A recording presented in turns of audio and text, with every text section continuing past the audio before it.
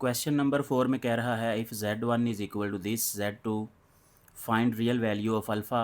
अब z2 1 minus alpha है such that imaginary part of z1 multiply z2 is equal to 7।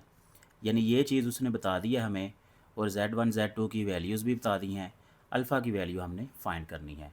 तो पहले हम z1 मल्टीप्लाई टू z2 करते हैं।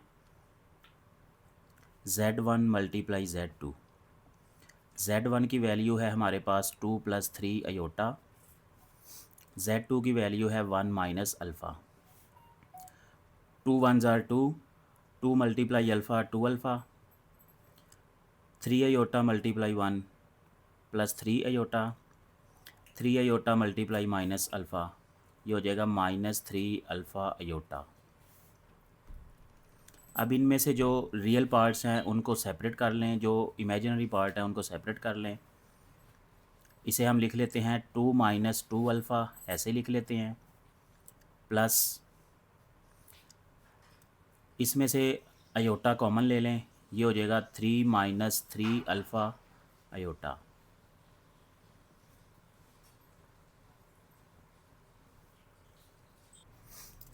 अब इस इक्वेशन में देखें, ये हमारे पास रियल पार्ट है और ये इमेजिनरी पार्ट है। और अगर इसका इमेजिनरी पार्ट हम ले लें, z1 मल्टीप्लाई z2, इसका इमेजिनरी पार्ट ले लें, तो वो हमारे पास आएगा 3 - 3 अल्फ़ा। अब लेकिन क्वेश्चन के अंदर इस चीज़ की वैल्यू हमारे पास गिवन है और वो है 7। 7 इज़ इक्वल टू 3 - 3 अल्फ़ा। यहाँ हम रीज़न में लिख देते हैं कि z1 मल्टीप्लाई z2 का जो इमेजिनरी पार्ट है वो हमें गिवन है और उसकी वैल्यू है 7। अब इन्हें सिंप्लीफाई कर लें, 3 अल्फ़ा इधर ले आएँ, प्लस हो जाएगा, ये 7 इधर आके माइनस हो जाएगा,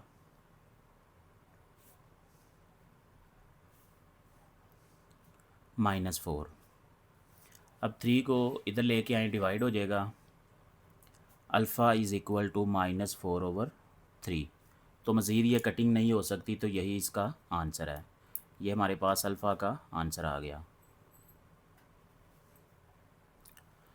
एक्सरसाइज 1.2 का question number 5, if z1 is equal to x + y iota and z2 is equal to a + b iota, find the values of x, y, a, b।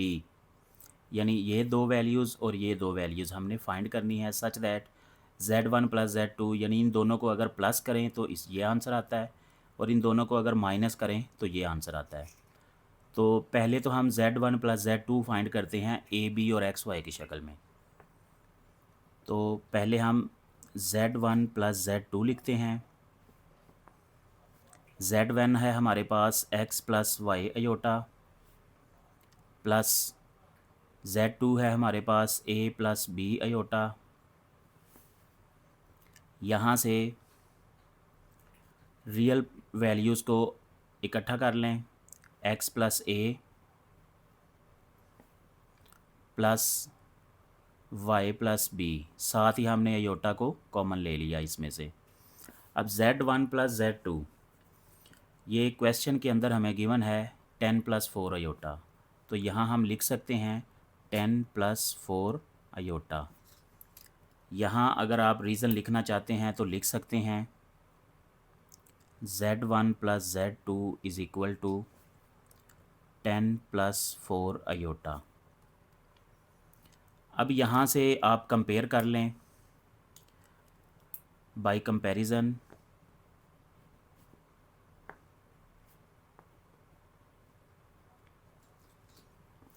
Real part के बराबर इसको हम लिख सकते हैं x + a is equal to 10, और दूसरी equation हम लिख लेते हैं y + b is equal to 4। तो इसको हम इक्वेशन 1 का नाम दे देते हैं और इसको इक्वेशन 2 का। अब हम z1 - z2 फाइंड करते हैं। z1 - z2 is equal to Z1 की वैल्यू है x plus y iota minus Z2 की वैल्यू है a plus b iota, brackets open कर लें। माइनस की वजह से ये दोनों रकमें माइनस हो जाएंगी। अब रियल पार्ट्स को इकट्ठा कर लें, इमेजिनरी पार्ट्स को इकट्ठा कर लें, साथ में अयोटा कॉमन भी ले लिया। अब Z1 माइनस Z2 इसकी वैल्यू क्वेश्चन के अंदर हमें गिवन है और वो है 6 प्लस 2 अयोटा, 6 प्लस 2 अयोटा। तो यहाँ रीजनिंग में हम लिख भी सकते हैं Z1 minus Z2 is equal to 6 plus 2 iota, 6 plus 2 iota. अब यहाँ से हम कंपैरिजन कर लेते हैं, बिल्कुल उसी तरह जैसे पहले किया है। बाई कंपैरिजन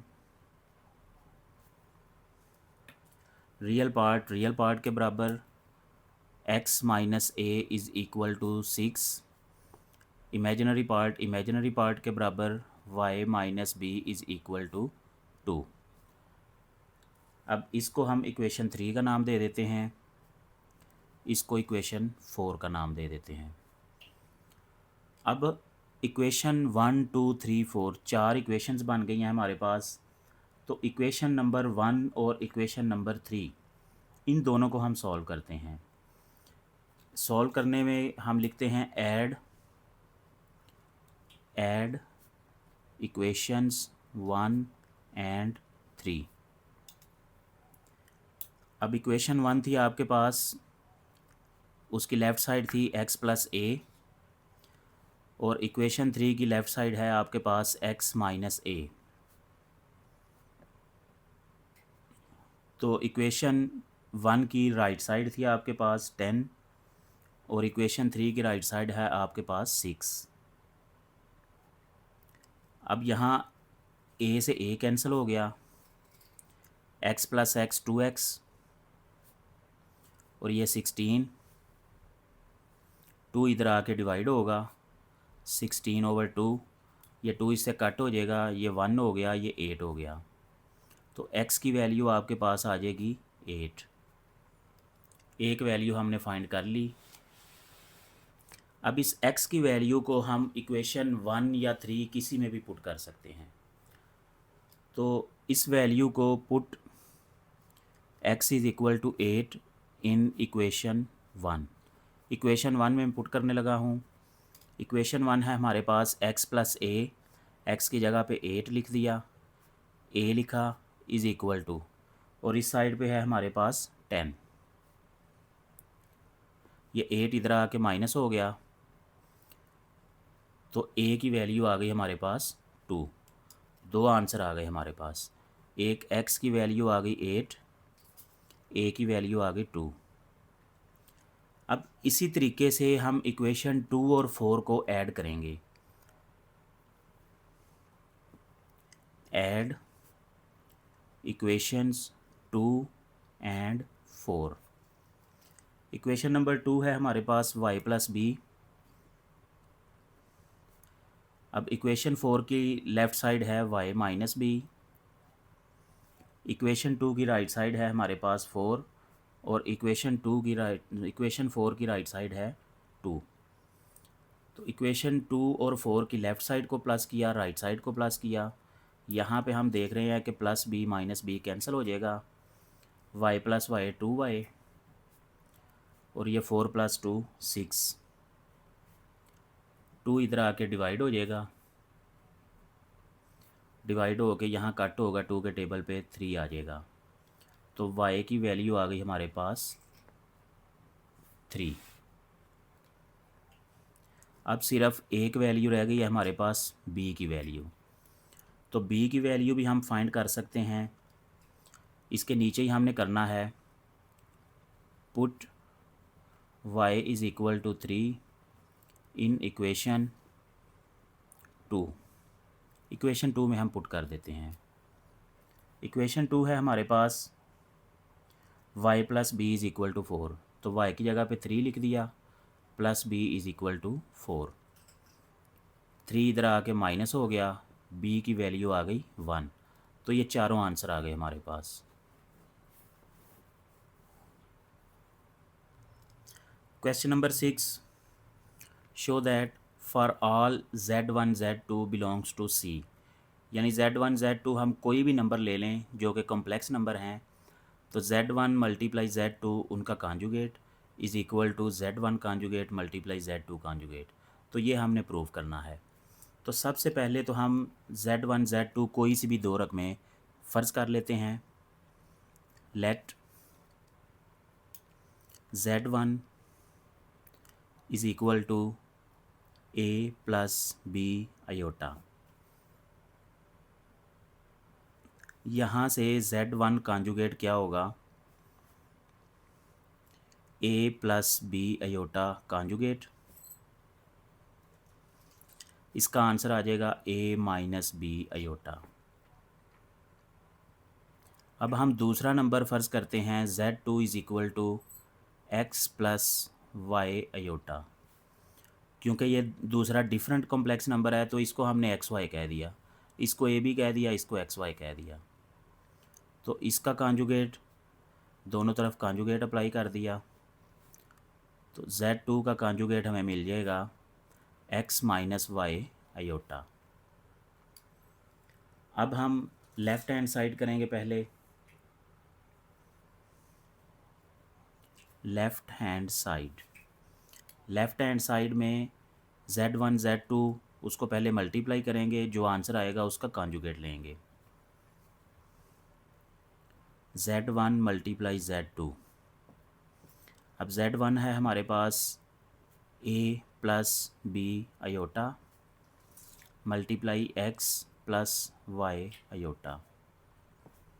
a को x से मल्टीप्लाई किया ax, a को y आयोटा से मल्टीप्लाई किया ay आयोटा, b आयोटा को x से मल्टीप्लाई किया bx आयोटा, b आयोटा को y आयोटा से मल्टीप्लाई किया by iota square. ax plus ay iota plus bx iota plus by iota square की जगह पे -1 लिखा।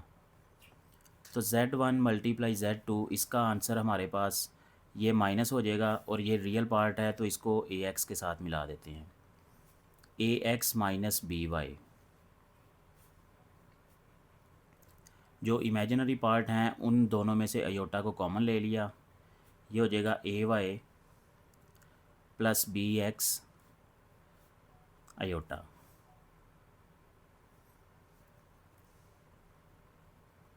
अब दोनों तरफ कॉन्जुगेट अप्लाई कर दिया, z1 मल्टीप्लाई z2 कॉन्जुगेट। इसका जब कॉन्जुगेट लेंगे तो अयोटा वाली रकम, ये सारी अयोटा वाली रकम है, इसका सिंबल चेंज हो जाएगा, ये हो जाएगा ax minus B Y minus into A Y plus B X iota. ये वाला सिंबल चेंज होगा। ये आ गया हमारा लेफ़्ट साइड का आंसर। अब हम राइट साइड को सॉल्व करते हैं। राइट हैंड साइड में हमने z1 conjugate multiply z2 conjugate ये फाइंड करना है। z1 कॉन्जुगेट का रकम है a minus B iota, z2 conjugate की रकम है x माइनस वाई अयोटा। इनको मल्टीप्लाई करें, ये हो जाएगा ax minus A Y iota minus B X iota plus B Y iota square. ax इनमें से माइनस कॉमन ले लें और अयोटा कॉमन ले लें, माइनस इधर लिख लेते हैं, ए वाई ये प्लस हो जाएगा, बी एक्स यहाँ अयोटा कॉमन ले लिया plus B Y. Iota square जो है ये -1 के बराबर है, ए एक्स। अब ये इससे मल्टीप्लाई हो के माइनस बी वाई हो जाएगा, इसको रियल पार्ट के साथ मिला के लिखते हैं, minus A Y plus B X iota Z1 conjugate multiply Z2 conjugate. अब यहाँ पे देखें कि लेफ़्ट साइड का जो फाइनल आंसर है वो भी सेम है, जो राइट साइड का फाइनल आंसर है वो भी दोनों आपस में सेम है। तो लिहाजा यहाँ हम लिख सकते हैं since left hand side is equal to right hand side, therefore Z1 multiply Z2 सारे का conjugate is equal to Z1 conjugate multiply Z2 conjugate.